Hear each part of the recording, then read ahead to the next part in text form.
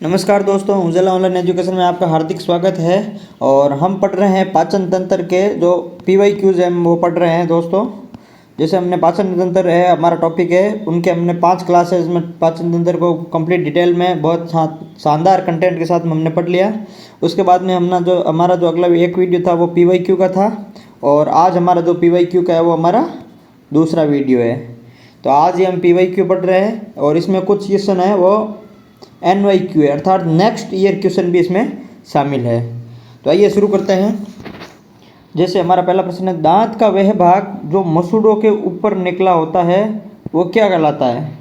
दांत का वह भाग जो मसूड़ों के ऊपर निकला हुआ होता है वह क्या कहलाता है? दोस्तों इसका जो सही आंसर हो जाएगा वो हो जाएगा क्राउन। दांत का कौन सा भाग? दांत का क्राउन भाग है, वो मसूड़ों के ऊपर निकला हुआ होता है। जो क्राउन भाग बोलते हैं ना, जो मसूड़ों के ऊपर निकला हुआ होता है, उसको बोलते हैं दोस्तों। हमने दांत के बारे में बात की थी कि दांत का बाहरी भाग है वो इनेमल का बना हुआ होता है, आंतरिक भाग है वो डेंटाइन का बना होता है। डेंटाइन 80 से 85% भाग होता है। सबसे कठोर पदार्थ होता है वो इनेमल होता है। दांत का अध्ययन हमने बात की थी ओडेंटोलॉजी होता है, ओडेंटोलॉजी। और दांत में कौन सा प्रोटीन पाया जाता है? तो डेंटिन प्रोटीन पाया जाता है। और ये दांत बना किसका होता है? कैल्शियम प्लस फॉस्फोरस का होता है। और ये इनेमल बना होता है कैल्शियम एपेटाइट का।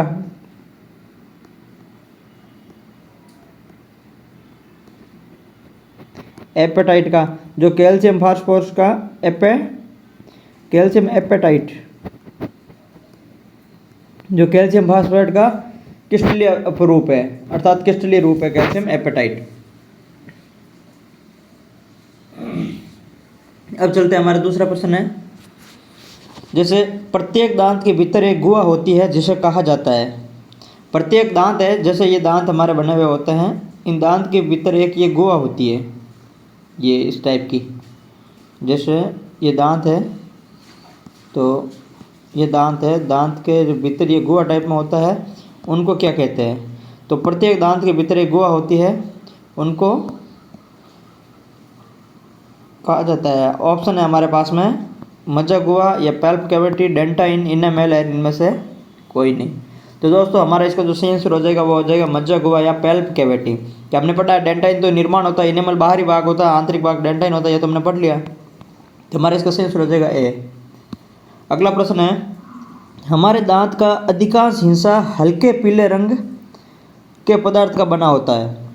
दोस्तों दांत का जो हल्का पीला रंग होता है वो कौन सा पदार्थ का बना हुआ होता है? ऑप्शन है इनेमल, हड्डी, डेंटाइन व लोहा।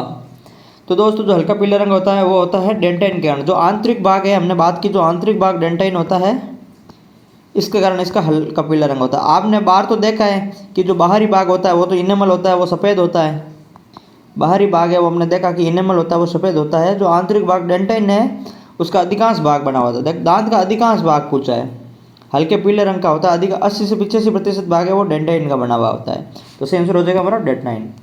अगला प्रश्न है, दांत के संवेदी स्तर को सुरक्षा प्रदान करता है और दांत को चमकीला बनाता है, क्या है option? Dentine, palp cavity, enamel और इनमें से सभी। तो दोस्तों जो दांत के जो संवेदी स्तर को सुरक्षा प्रदान करता है वो क्या है? हमारा इनेमल। सबसे कठोर पदार्थ अपने कहा इनेमल है। क्या चमकीला होता है? क्या होता है? चमकीला होता है, सफ़ेद होता है, कैल्शियम एपेटाइट का बना होता है, कैल्शियम एपेटाइट का बना होता है, और सबसे कठोर पदार्थ है, और बाहरी भाग है। तो ये सब इनेमल की विशेषता है।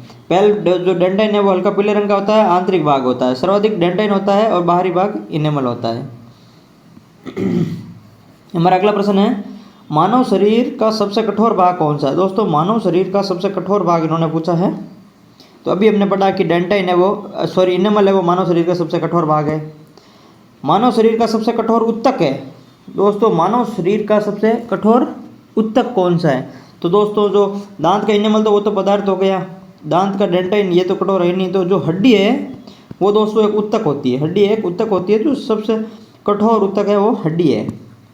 हमारे दांत का इनेमल और डेंटाइन मुख्य रूप से किससे बना होता है। दोस्तों अभी मैंने बात की थी दांत का जो इनेमल और डेंटाइन है वो मुख्य रूप से किससे बना होता है। अभी हमने बात की थी कैल्शियम और फास्फोरस से बना हुआ है। किससे? कैल्शियम और फास्फोरस से बना हुआ है। जो हमारा सही आंसर हो जाएगा दोस्तों वो हो जाएगा बी, कैल्शियम और फास्फोरस। अभी हमने बात की थी कि ये कैल्शियम फास्फोरस से बना हुआ है डेंटाइन, और जो बाहरी भाग है वो कैल्शियम एपेटाइट से बना हुआ है जो फास्फोरस का क्रिस्टलीय रूप है। अब अगला प्रश्न चलते हैं, विभिन्न प्रकार के दांत और उसके कार्य के संबंध में कौन सा सही है। दोस्तों हमने दांतों के 4 बारे में प्रकार की बात की थी। हमने कहा था कि जो पहले दांत होता है वो होता है इंसाइजर, दूसरा हमने कहा था कैनाइन, तीसरा हमने कहा था प्रीमोलर, और चौथा बात हुई थी हमारी मोलर। 4 प्रकार के हमारे दांत पढ़े थे हमने, जिसमें इंसाइजर को कर्तनक, रदनक, अग्रचौर्णक और चौर्णक, ये 4 प्रकार के दांत है। और हमने इनका कार्य बताया था आपको कि जो इंसाइजर है उसका कार्य क्या होता है दोस्तों, काटना। फिर कैनाइन का क्या कार्य होता है, चीर फाड़ करना, चीरना या फाड़ना। और प्रीमोलर का दोस्तों क्या काम होना है, प्रीमोलर और मोलर दोनों का काम है चबाना, दोनों का काम है चबाना। ये हमने काम बताया था। हमने इंसाइजर की आपको संख्या भी बताई थी। इसको हमने क्या कहा था, नोज टीथ कहा था, नोज टीथ। इसको हमने क्या कहा था, कैनाइन को हमने कहा था आई टीथ। कैनाइन को क्या कहते हैं दोस्तों, आई टीथ। प्रीमोलर को दोस्तों क्या कहते हैं, चिक टीथ, चिक टीथ। और इनको क्या कहते हैं, विजडम टीथ। मोलर को क्या कहते हैं, विजडम टीथ। हमने इनकी संख्या भी आपको बताई थी। हमारी संख्या भी इन्होंने हमने फॉर्मूले से हमने निकाली थी कि जो इंसाइजर की कितनी होती है, इनकी कितनी होती है, कैनाइन की कितनी होती है। हमने ये भी बात की थी जो मांसाहारी जो जंतु होता है उनके अंदर कैनाइन है वो बड़ा होता है मांसाहारी जंतु को, क्योंकि वो चीर फाड़ करने के लिए काम आता है। तो दोस्तों इसमें हमने प्रश्न हमारा कौन सा सही है, जैसे कर्तना काटना सही है, चौर्णक होता है दोस्तों पीसना या चबाना, दोस्तों ये भी सही है। रदनक होता है चीरना या फाड़ना, चीरना या फाड़ना, तो दोस्तों ये भी सही है। तो हमारा जो इनमें से सभी है वो तीनों आंसर सही है। अगले प्रश्न पे चलते हैं, मुख गुहा एक छोटी और खुलती है जो वायु और भोजन दोनों का ही पथ है। दोस्तों यहाँ खाली जगह में क्या आएगा, मुख गुहा एक छोटी किस में खुलता है, जैसे ग्रसिका, ग्रसनी, निगल द्वार या कंठ द्वार किस में खुलती है, जो वायु और भोजन के दोनों के काम आता है। दोस्तों ये अभी हमने बात की थी,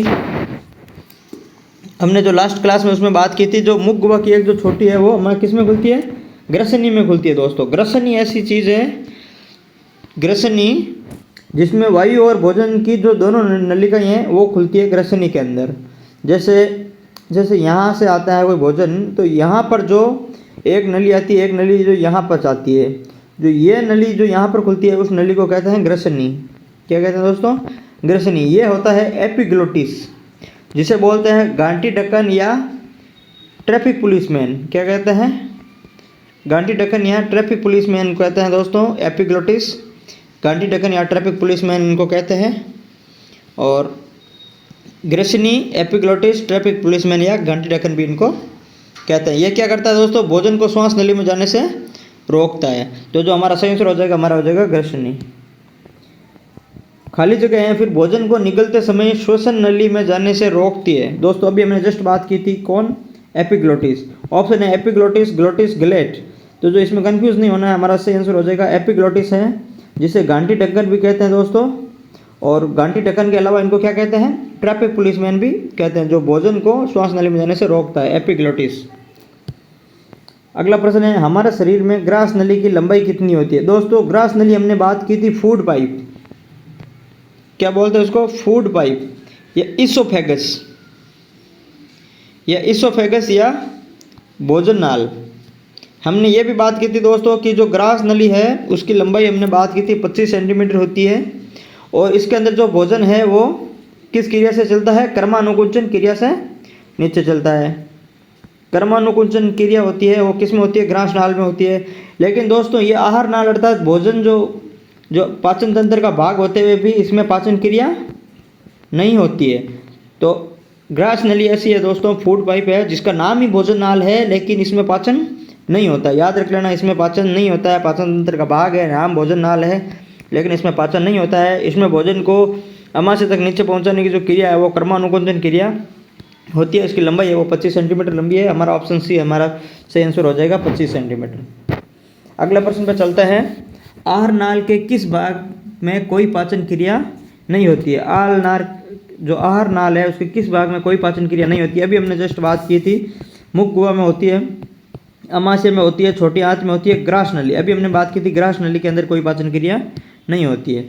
बोलस का ग्रास नली में पहुंचते ही इसके दीवारों में शीतलन या फैलाव शुरू हो जाता है, इसे कहते हैं। अभी हमने बात की जस्ट, जैसे जो मुख है, मुख के अंदर जो भोजन की लुगदी है, मुख के अंदर दोस्तों जो भोजन की लुगदी है वो क्या कहलाती है? लुगदी या फिर भोजन की अवस्था मुख में क्या कहलाती है? बोलस। क्या कहलाती है दोस्तों? बोलस। जब बोलस मुख से पचने के बाद में जो अधपच अवस्था होती है वो जब नीचे जाता है तो अमाशय के अंदर वो बन जाता है। अमाशय के अंदर भोजन की अवस्था को क्या कहते हैं दोस्तों? काइम।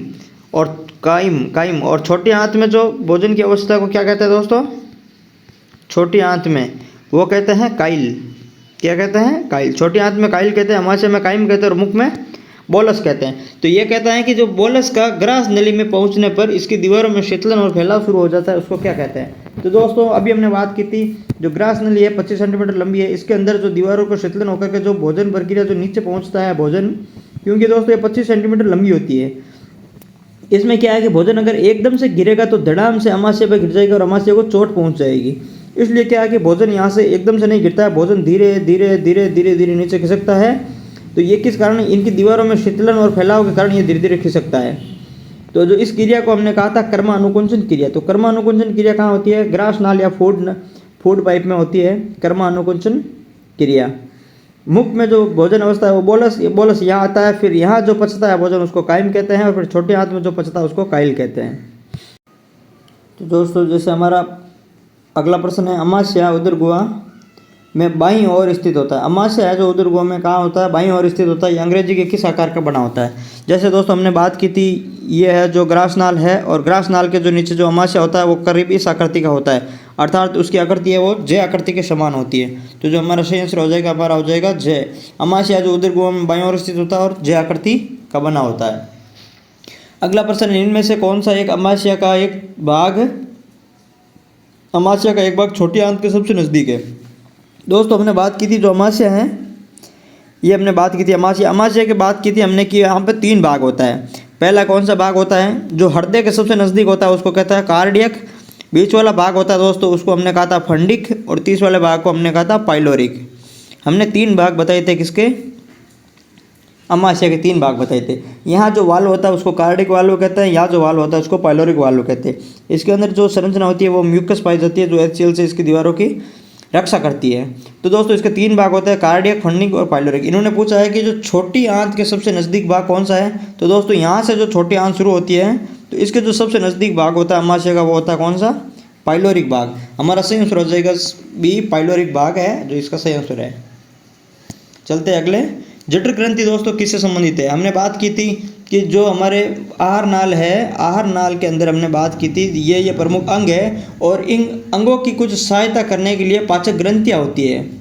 अंगों की सहायता करने के लिए कुछ पाचक ग्रंथियाँ होती है। जैसे मुख के अंदर थी लार ग्रंथि, जैसे हमने बात की थी अमाशय के अंदर कौन सी ग्रंथि होती है? जठर ग्रंथि। अमाशय के अंदर कौन सी ग्रंथि होती है? जठर ग्रंथि। फिर हमने बात की थी छोटी आंत के बारे में, तो दोस्तों छोटी आंत के अंदर कौन सी ग्रंथि होती है? हमने बात की थी अग्नाशय प्लस पित्ताशय। ये छोटी आंत में पाचन में सहायता करती है, अग्नाशय और पित्ताशय। तो जो हमारा सही आंसर हो जाएगा जठर ग्रंथि किससे संबंधित है? अमाशय से संबंधित है। हमारा अगला प्रश्न है, जठर ग्रंथि स्रावित करता है? दोस्तों एमाइलेज नहीं, पीत रस नहीं, जठर रस। जठर ग्रंथि क्या स्रावित करती है दोस्तों? जठर रस। बस इजी प्रश्न है। जठर रस के संदर्भ में कौन असत्य है? दोस्तों जठर रस के संदर्भ में कौन असत्य है? तो जैसे ये अम्लीय प्रकृति का होता है, बिल्कुल सही बात है, क्योंकि जठर रस में दोस्तों HCl आता है और HCl का जो pH होता है वो करीब 1.5 होता है, 1.5 होता है दोस्तों। HCl का जो pH है वो 1.5 होता है, ये अम्लीय होता है। तो हमारा पहला सही है। दूसरा, ये हल्के पीले रंग का होता है दोस्तों, दूसरी ये भी सही है। इसकी प्रास 1.2 से 3 तक होती है, ये भी सही है। तो दोस्तों इसके अंदर असत्य क्वेश्चन पूछा है तो हमारा ये आंसर है, हमारा आंसर हो जाएगा ये है। इसकी प्रकृति क्षारीय होती है। नहीं दोस्तों, इसकी प्रकृति कैसी होती है? अम्लीय होती है। जठर रस की जो प्रकृति होती है अम्लीय होती है। अमाशय के अंदर जो अम्लीय भोजन हो जाता है वो सिर्फ छोटी आंत में पहुंचता है। तो दोस्तों यहाँ पर पीत रस आता है जो इस अम्लीय प्रकृति के भोजन को क्षारीय में बदलता है। किसमें? क्षारीय में कन्वर्ट करता है। फिर छोटी आंत में पाचन होता है। छोटी आंत को अम्लीय भोजन पसंद नहीं है, तो इससे पहले जो पीत रस आता है यहाँ पर ग्रहणी में। अगला प्रश्न है, जठरस किसका मिश्रण होता है? दोस्तों जठरस किसका मिश्रण होता है? तो जैसे पहला है हाइड्रोक्लोरिक अम्ल। हाइड्रोक्लोरिक अम्ल होता है दोस्तों जठरस के अंदर। म्यूकस भी होता है दोस्तों जठरस के अंदर। म्यूकस कौन सा? जो HCl से सुरक्षा प्रदान करता है। कौन सा? जो आवरण को HCl से सुरक्षा प्रदान करता है वो कौन सा है? म्यूकस है, या इसको सेलेस्मा भी हम कहते हैं, सेलेस्मा या म्यूकस। और पेप्सिनोजेन और प्रोरेनिन, ये दो एंजाइम हमने बात की थी, ये निष्क्रिय एंजाइम होते हैं। एंजाइम जिनको HCl सक्रिय करता है, फिर वो पेप्सिन बनता है और रेनिन बनता है। तो जो इसमें हमारा जो चारों हैं वो चारों भी हमारे सही है। ऑप्शन है 1 2 3 4 ABCD, चारों ही जठरस कहते हैं। जठरस में सेलेस्मा या म्यूकस का स्राव जठर ग्रंथि के किस कोशिका द्वारा होता है? दोस्तों ये हमने बात की थी, अमाशय के अंदर हमने कोशिकाएं पढ़ी थी। अमाशय के अंदर हमने कोशिकाएं पढ़ी थी। एक पढ़ी थी हमने जी सेल, एक पढ़ी थी हमने चीफ सेल अर्थात मुख्य सेल, फिर हमने पढ़ी थी एक ऑक्जेंटिक सेल, ऑक्जेंटिक सेल पढ़ी थी। एक हमने पढ़ी थी दोस्तों गोबलेट सेल। कौन सी सेल? Goblet cell. और फिर हमने पढ़ी थी एक अर्जेंटाफिन सेल। कौन सी सेल? Argentaffin cell. दोस्तों हमने ये 5 सेल पढ़ी थी। अमाशय के अंदर हमने कहा कि 5 सेल है। फिर हमने कहा कि जो जी सेल होती है, जी सेल, हमने बताया था कि जो जी सेल होती है, जी सेल से कौन सा तत्व निकलता है दोस्तों? जी सेल है। जी सेल से एक हार्मोन निकलता है, उस हार्मोन का नाम है गैस्ट्रिन हार्मोन होता है, जो क्या करता है? अमाशय के अंदर पाचन क्रिया प्रारंभ करता है। जी सेल के अंदर गैस्ट्रिन हार्मोन निकलता है जो अमाशय के अंदर पाचन क्रिया प्रारंभ करता है। दोस्तों हमने बात की थी चीफ सेल। चीफ सेल के अंदर वो 3 एंजाइम होते हैं। कौन कौन से? प्रोरेनिन, एक तो एंजाइम होता है दोस्तों प्रोरेनिन, निष्क्रिय होता है जिनको HCl सक्रिय करता है। एक होता है पेप्सिनोजेन और एक होता है लाइपेज। 3 एंजाइम होते हैं यहाँ चीफ सेल के अंदर और इनको HCl सक्रिय करता है। फिर दोस्तों हमने बात की थी ऑक्जेंटिक सेल की। ऑक्जेंटिक सेल जो किसका श्रवण करता है दोस्तों? HCl का करता है। HCl का pH 1.5 होता है, ये कीटाणु को मारता है। और फिर हमने बात की थी दोस्तों गॉबलेट सेल। और गॉबलेट सेल हमने किसकी बात की थी? जो गॉबलेट सेल है वो म्यूकस का स्राव करती है, जो अमाशय की रक्षा करती है HCl से। और लास्ट में अर्जेंटाफिन सेल थी जो क्या करती है? अमाशय में पाचन को रोकती है। अमाशय में पाचन को रोकती है। अमाशय में पाचन रोकना।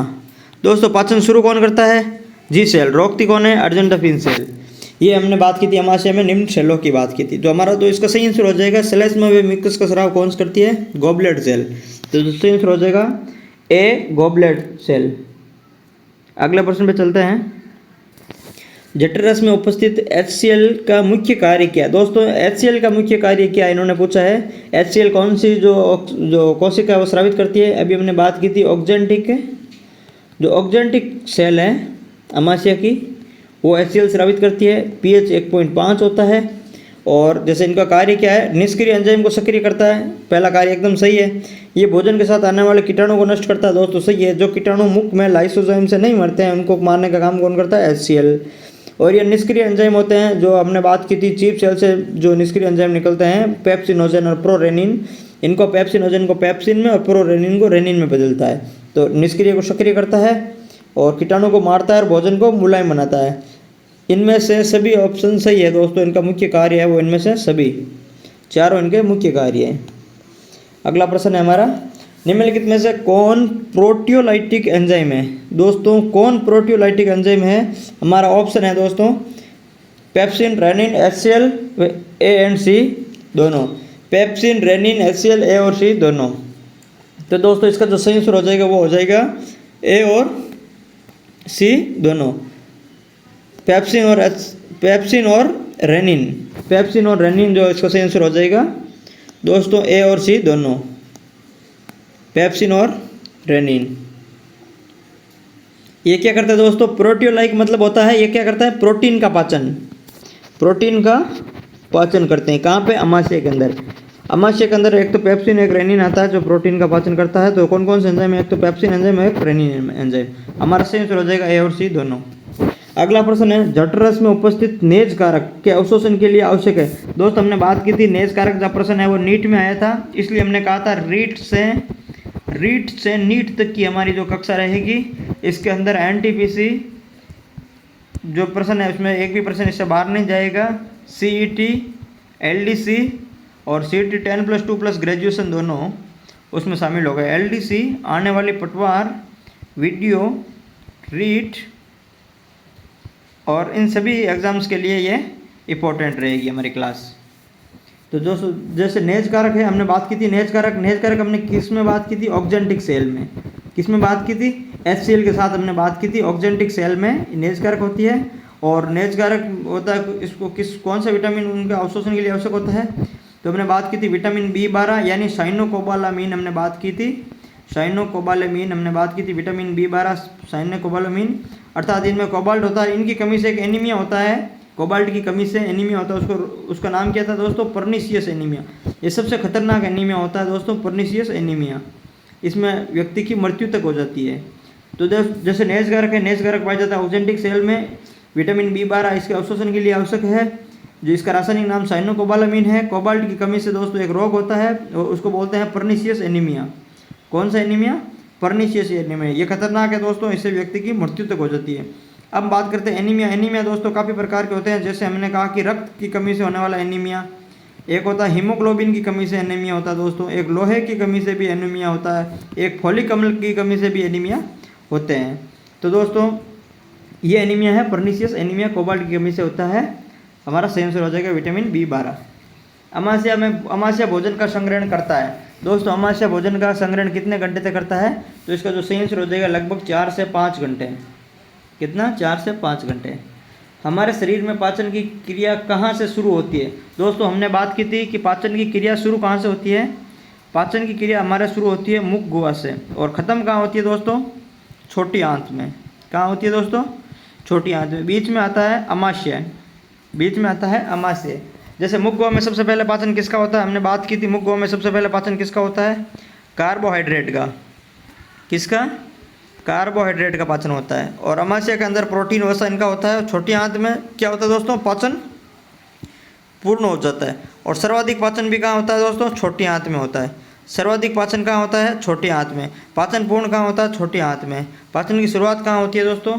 मुख गुहा में। तो हमने बात की पाचन शुरू हो जाता है मुख गुहा से। हमारा सही आंसर हो जाएगा ए, मुख गुहा। निम्न में से किसका पाचन हमारे मुख गुहा से शुरू होता है? दोस्तों हमने बात की थी अभी जस्ट पहले, कार्बोहाइड्रेट का पाचन है वो मुख गुहा से होता है। और प्रोटीन का सबसे पहले पाचन कहाँ होता है? अमाशय में होता है। और वसा का भी पाचन कहाँ होता है दोस्तों? अमाशय के अंदर होता है। इनको सबसे पहले टुकड़ों में तोड़ देता है। अब बात कर, जैसे दोस्तों इन्होंने ऑप्शन दिया है, एक तो कार्बोहाइड्रेट स्टार्च और एक दिया है कार्बोहाइड्रेट सेल्यूलोज। बहुत शानदार ऑप्शन है, आप इनमें कंफ्यूज मत होना दोस्तों। जो हमारा जो शरीर में पाचन होता है वो किसका होता है दोस्तों? स्टार्च का ही होता है। किसका?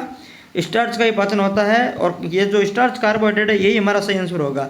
जो सेल्यूलोज है, सेल्यूलोज का पाचन हमारे नहीं होता है। सेल्यूलोज पादपों की जो कोशिका भित्ति है, पादपों की दोस्तों कोशिका भित्ति है वो सेलुलोज की बनी होती है। पादपों की कोशिका भित्ति सेलुलोज की बनी होती है। और क्या है प्राकृतिक में दोस्तों, प्रकृति में सर्वाधिक पाए जाने वाला कार्बनिक पदार्थ कौन सा है? प्रकृति में सर्वाधिक पाया जाने वाला कार्बनिक पदार्थ, सर्वाधिक पाया जाने वाला कार्बनिक पदार्थ। दोस्तों प्रकृति के अंदर सर्वाधिक पाया जाने वाला कार्बनिक पदार्थ कौन सा है?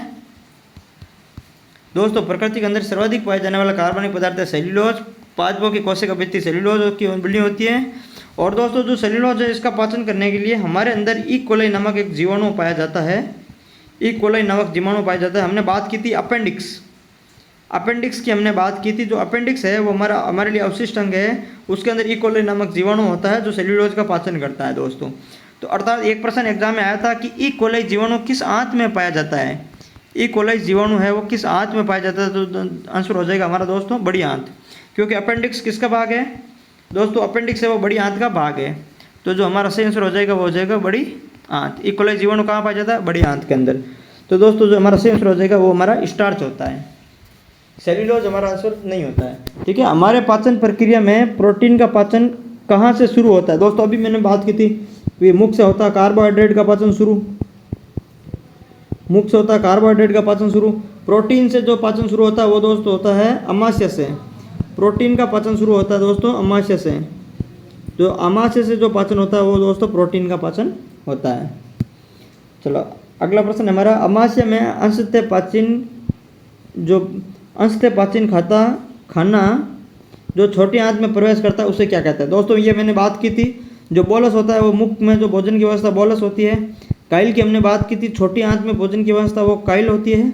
और काइम होती है वो होती है अमाशय के अंदर जो अर्धपचित भोजन है उसको काइम कहते हैं। तो इन्होंने पूछा अमाशय का, तो हमारा सही आंसर हो जाएगा काइम। अगर दोस्तों छोटी आंत का पूछता तो काइल हो जाता, और मुख का पूछता तो बोलस हो जाता। मोस्ट इंपॉर्टेंट है, याद रख लेना। मनुष्य में छोटी आंत की लंबाई कितनी होती है दोस्तों? मनुष्य के अंदर छोटी आंत की लंबाई कितनी होती है? तो दोस्तों लगभग 6 से 7 मीटर के लगभग होती है मनुष्य में छोटी आंत की लंबाई। छोटी आंत का सबसे पहला और सबसे छोटा भाग कौन सा है? दोस्तों जैसे हमने बात की है, हमने पहले पढ़ा उस समय भी हमने ये मोस्ट इंपॉर्टेंट बताया कि हजारों बार पूछा गया प्रश्न है। जैसे ये छोटी आंत है दोस्तों, ठीक है। तो छोटी आंत के हमने बताए थे 3 भाग बताए थे। पहला भाग तो बताया था ड्यूडेनम, दूसरा भाग बताया था हमने जेजुनम, और तीसरा भाग बताया था हमने दोस्तों इलियम। क्या बताया था? इलियम। ये हमारा छोटी आंत के 3 भाग है। फिर हमने बताया कि जो डेडेनम है उसी को ग्रहणी भी कहते हैं, ग्रहणी भी कहते हैं, इसको मध्यांतर और इसको शशांतर भी कहते हैं।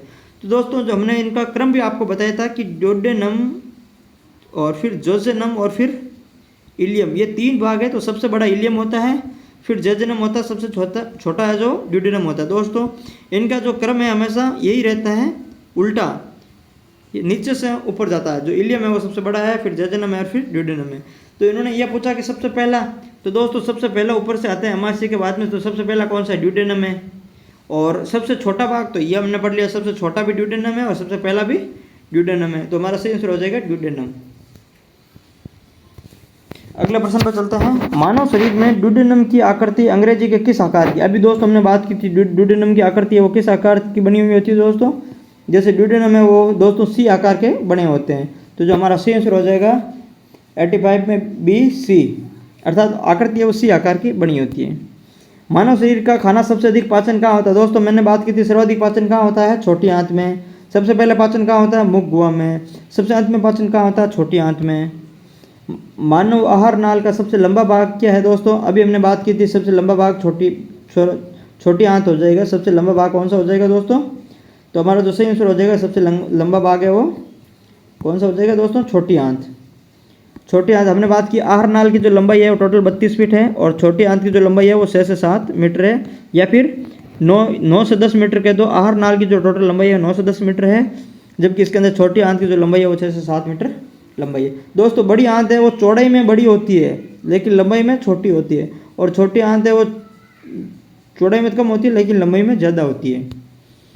मानव शरीर में पाचन की क्रिया समाप्त होती है। दोस्तों पाचन की क्रिया कहाँ समाप्त होती है? अभी मैंने बात की है, कहाँ से शुरू होती है? मुख गुहा से शुरू होती है। फिर पाचन की प्रक्रिया समाप्त कहाँ होगी? छोटी आंत में, बड़ी आंत में, बड़ी आंत के रेक्टम में और बड़ी आंत के शिक्कम में। दोस्तों छोटी आंत के शिक्कम में। दोस्तों ये शिक्कम है वो छोटी आंत का भाग ही नहीं है। पहली बात तो ये प्रश्न ही गलत है, ऑप्शन ही गलत है। शिक्कम है वो बड़ी आंत का भाग है, ठीक है। बड़ी आंत के रेक्टम है। बड़ी आंत के जो भाग है वो है रेक्टम, कोलम, शिक्कम, ठीक है दोस्तों। बड़ी आंत के जो भाग है वो क्या है? रेक्टम, कोलम, शिक्किम। तो जैसे हमारा जो सही आंसर हो जाएगा वो हो जाएगा दोस्तों छोटी आंत। हमने बात की थी जो पाचन की क्रिया है वो पाचन की क्रिया प्रारंभ कहाँ होती है दोस्तों? प्रारंभ हमने बात की थी मुख गुहा में। सर्वाधिक पाचन कहाँ होता है? हमने बात की थी छोटी आंत में। और फिर अंतिम पाचन कहाँ होता है? ये भी हमने बात की थी छोटी आंत में।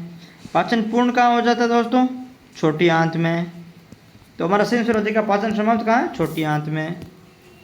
छोटी आंत का सबसे लंबा भाग कौन सा? अभी हमने बात की थी डी जे आई। तो सबसे लंबा भाग कौन सा होगा दोस्तों? ये हमारा क्रम था। सबसे छोटा ड्यूडेनम था, तो सबसे लंबा इलियम भाग हो जाएगा। सबसे अंत का और सबसे लंबा इलियम हो जाएगा दोस्तों।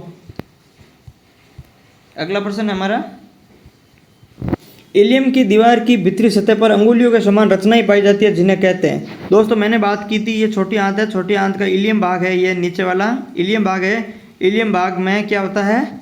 अवशोषण होता है दोस्तों। इलियम भाग में क्या होता है? अवशोषण होता है। तो अवशोषण के लिए मैंने आपको कहा था कि अंगुली नुमा एक संरचना होती है। अंगुली नुमा एक संरचना होती है जिसको बोलते हैं विल्ली या फिर विलाई। क्या बोलते हैं? विल्ली या विलाई बोलते हैं, जो भोजन का अवशोषण करती है। तो दोस्तों इलियम की भीतरी दीवार पर अंगुली नुमा जो संरचना होती है उसको विलाई कहते हैं। क्या कहते हैं दोस्तों? विलाई। हमारा ऑप्शन हो जाएगा बी, सही आंसर हो जाएगा विलाई।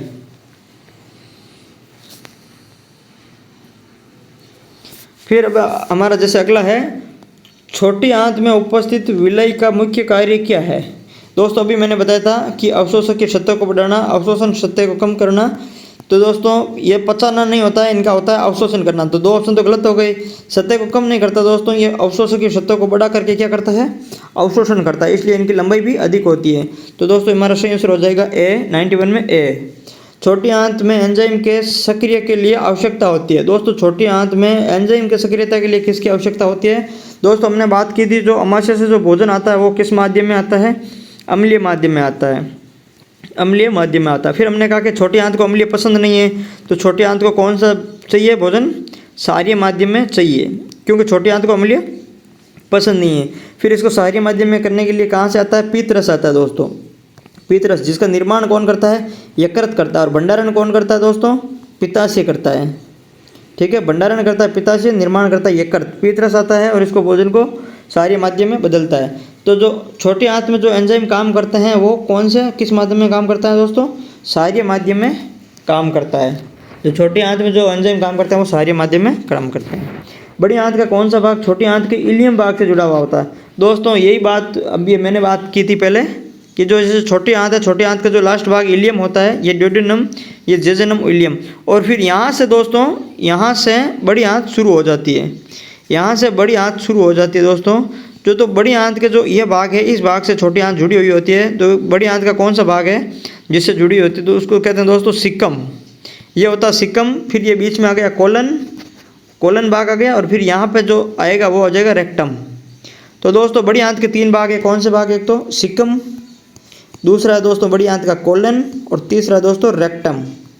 तो जो इलियम जो भाग है छोटी आंत का, वो बड़ी आंत के सिक्कम भाग से जुड़ा हुआ होता है।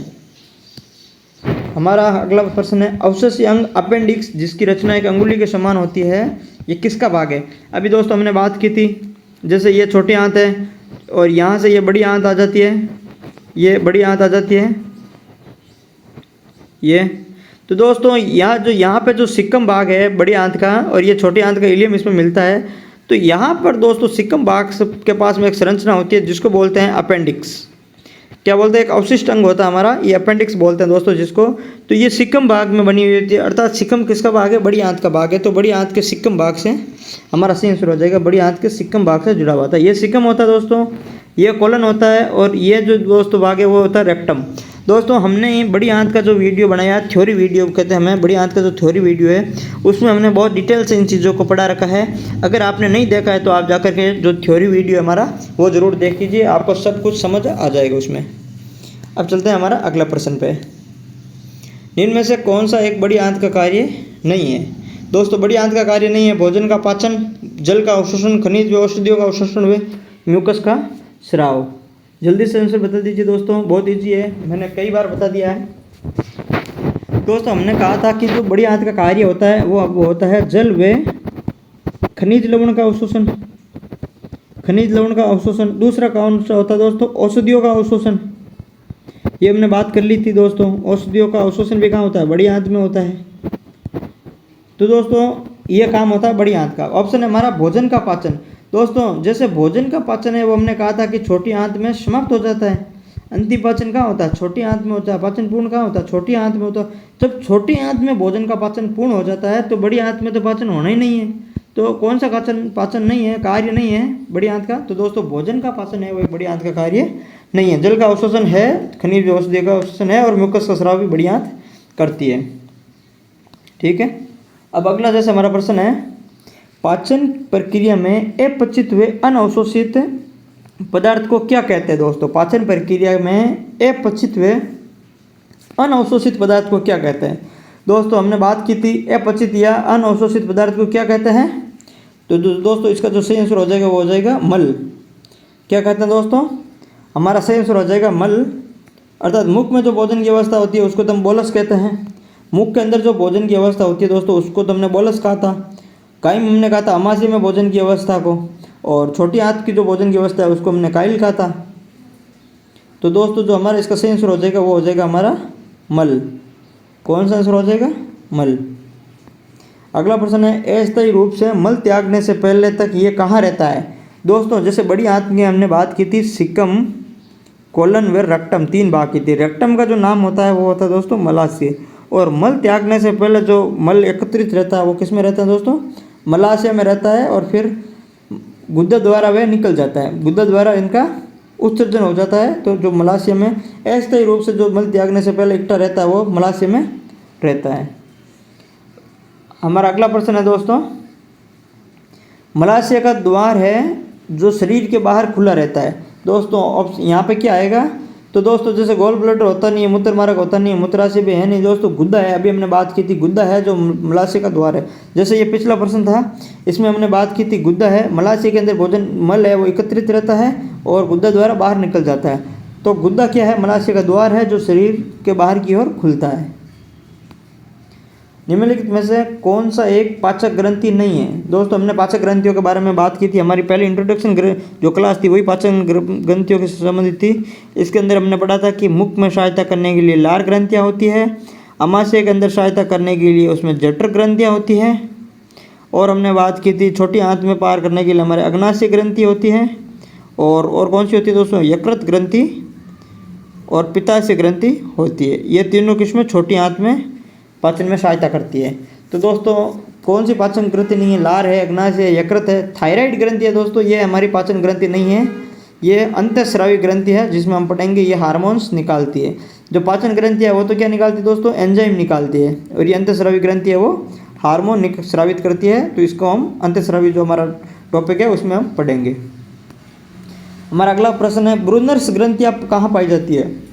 दोस्तों मोस्ट इंपॉर्टेंट प्रश्न है, ब्रूनर्स ग्रंथियाँ कहाँ पाई जाती है? तो दोस्तों हमारा ऑप्शन है इसमें से आंसर हो जाएगा छोटी आंत। याद रख लेना दोस्तों, मोस्ट इंपॉर्टेंट प्रश्न है ब्रूनस ग्रंथियाँ। आजकल इसी प्रश्न नहीं आएंगे, आजकल ऐसे ही प्रश्न छपते हैं। ब्रूनस ग्रंथियाँ दोस्तों कहाँ पाई जाती है? याद रख लेना छोटी आंत में। आजकल ऐसे ही प्रश्न बनते हैं दोस्तों, इसीलिए मैंने वो अमाशय के अंदर डिटेल में पढ़ाया था। अमाशय के अंदर मैंने बहुत सारी सेल्स पढ़ाई थी, डिटेल में पढ़ाया था। इतनी डिटेल में सेल्स कोई नहीं पढ़ाता है, लेकिन मैंने वो जरूर पढ़ाया क्योंकि आजकल कंपटीशन इतना है कि इस तरीके के प्रश्न पूछने लगे हैं। इसलिए मैंने पहले ही कहा था कि जो हमारा जो कंटेंट है वो बहुत ही शानदार बेहतरीन कंटेंट होगा। आप कोशिश करेंगे कि एक भी प्रश्न इसमें से बाहर नहीं जाए, इसलिए आप हमारा जो थ्योरी वीडियो है वो आप ज़रूर पूरा देख लीजिए। ठीक है दोस्तों, जैसे ब्रूनर्स ग्रंथियाँ हैं वो किस में पाई जाती है? छोटी आंत में पाई जाती है। अगला प्रश्न है खाली जगह, उसके बाद में प्रोटीन और वसा का पाचन नहीं होता है। दोस्तों किसमें प्रोटीन और वसा का पाचन नहीं होता है? जैसे ड्यूडेनम है, छोटी आंत का भाग है, अमाशय में भी होता है दोस्तों। मुख गुहा, दोस्तों मुख गुहा ऐसा है जिसमें प्रोटीन और वसा का पाचन नहीं होता। हमने पहले ही बात की थी, मुख गुहा में सर्वप्रथम पाचन होता है, और मुख गुहा में सिर्फ किसका पाचन होता है? कार्बोहाइड्रेट का पाचन होता है। मुख गुहा के अंदर लार ग्रंथियों से एक तो टाइलिन एंजाइम निकलता है, या फिर उसका दूसरा नाम है एमाइलेज जो कार्बोहाइड्रेट का पाचन करता है। दूसरा एंजाइम निकलता है लाइसोजाइम जो कीटाणु को मारता है, और लाइसोजाइम और कहाँ पाया जाता है दोस्तों? आंखों में भी पाया जाता है। हमारा एक सामान्य व्यक्ति में प्रतिदिन कितना लार बनता है? दोस्तों मैंने लिखा था कि जो एक सामान्य व्यक्ति है उसमें प्रतिदिन लगभग 1 से 1.5 लीटर के लगभग लार बनती है। तो हमारा जो सही आंसर हो जाएगा इसमें 1.5 लीटर हो जाएगा। क्या सामान्य मनुष्य में प्रतिदिन 1.5 लीटर है वो लार बनती है? तो आप याद रखना 1.5 लीटर। ठीक है दोस्तों, तो जो हमारा ये पाचन तंत्र है हम पढ़ रहे हैं पाचन तंत्र। हमने 5 पहले थ्योरी क्लास पढ़ी है, और थ्योरी भी मोस्ट इंपॉर्टेंट बहुत शानदार तरीके से बताई है मैंने, अच्छा कंटेंट दिया है, आप ज़रूर देखिए। उसके बाद में हमने एक वीडियो पढ़ा था किसका? हमने एक जो हमारी लास्ट क्लास थी वो थी हमारे PYQs की, और इस बार फिर हमारी एक कक्षा भी है PYQs की। अभी तक हमारी 2 कक्षा PYQs हो गई है दोस्तों। अब हमारी 1-2 कक्षा और है जिसमें हम करवाएंगे PYQ प्लस NYQ अर्थात नेक्स्ट ईयर क्वेश्चन। ये तो है जो पिछले वर्षों में आए हुए क्वेश्चन है, और नेक्स्ट ईयर क्वेश्चन है जो कैसे क्वेश्चन आएंगे उसके बारे में भी हम साथ में चर्चा कर रहे हैं। तो हमारे 1 या 2 वीडियो इसके और आएंगे। उसके बाद में हमारा पाचन तंत्र है, वो कंप्लीट रूप से पूर्ण हो जाएगा, क्योंकि थ्योरी भी हमने बेहतरीन ढंग से करवा दिया, बेहतरीन कंटेंट दे दिया, और उसके बाद में हमारी 3 से 4 PYQs की क्लास हो जाएगी, तो मतलब एक भी PYQs हमारा पीछे नहीं छूटेगा, अर्थात सभी एग्जाम में आए हुए प्रश्न हमने इसमें कवर कर लिया है। तो आपको इसके अलावा कहीं से भी पढ़ने की और कुछ भी देखने की आवश्यकता नहीं पड़ेगी। आप मैं जो बता रहा हूँ वो PYQs कर लो और जो मैं बता रहा हूँ थ्योरी कर लो, आपका जो टॉपिक कंप्लीट हो जाएगा। उसके बाद में आप कोई भी एग्जाम देना, चाहे NTPC हो, चाहे CET हो, चाहे LDC हो, चाहे REET हो, कोई भी एग्जाम देना, इस टॉपिक से बाहर एक भी प्रश्न नहीं जाएगा। धन्यवाद।